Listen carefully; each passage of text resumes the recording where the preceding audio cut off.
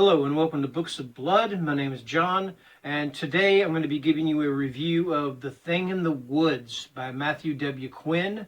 I was sent this as an ebook by the author himself in exchange for an honest review. So first things first, I'm going to read the synopsis, and after that I'll give you my thoughts.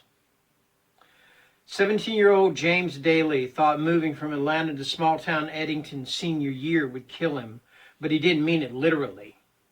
But his father bought a bigger house to go with a promotion at his law firm, only to lose his job when the housing bubble popped.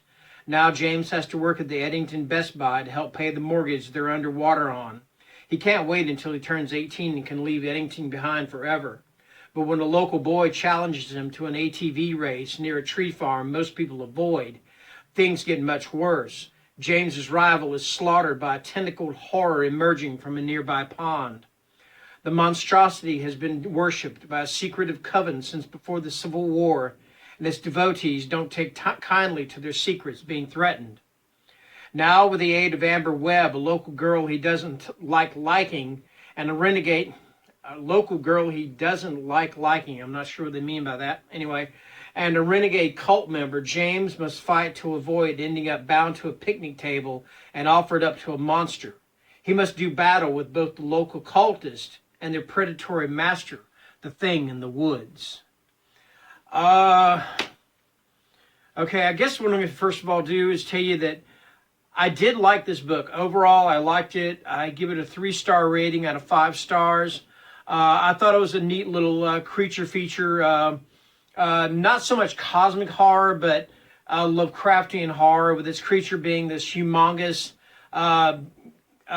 thing that these people worship, that this cult worships, and how it's just gone down through history. So like I said, I don't know if I can consider it cosmic horror, but I do consider it to be Lovecraftian horror, and that the creature is multi-eyed, many tentacles, huge, just devours people, left and right and things like that, his sacrifices, and how this has been going on probably since the beginning of time, since men learned how to sacrifice other men to this, other people or whatever, to this creation. So I did enjoy that. I enjoyed the characters for the most part. But to be honest with you, as far as the main character, James, I personally didn't care whether this kid lived or died.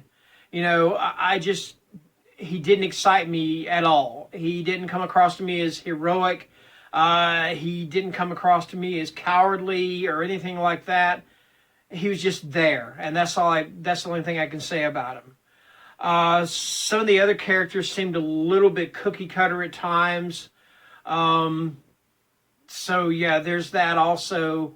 So again, but with James, I could care less about the other characters either, but for James to be a main character, I couldn't sympathize with him. I didn't care for him at all. I mean, I don't have any opinion on him.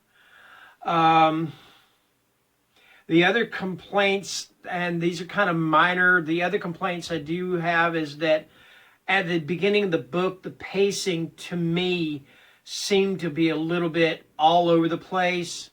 But then it just it just seemed like the writer, Matthew Quinn, it seemed like he kind of found the pace he was working toward. So probably about a quarter of the way through the book, things started to kind of smooth out. So yeah, there's that little criticism. I'm trying to think if there's anything else that really struck me that didn't sit well with me.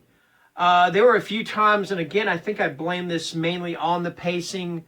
There were a few times that I sat and wondered, wait, who's talking to who? Who's talking about what? And so, especially when it came to the cultist, and who was the cultist and who wasn't.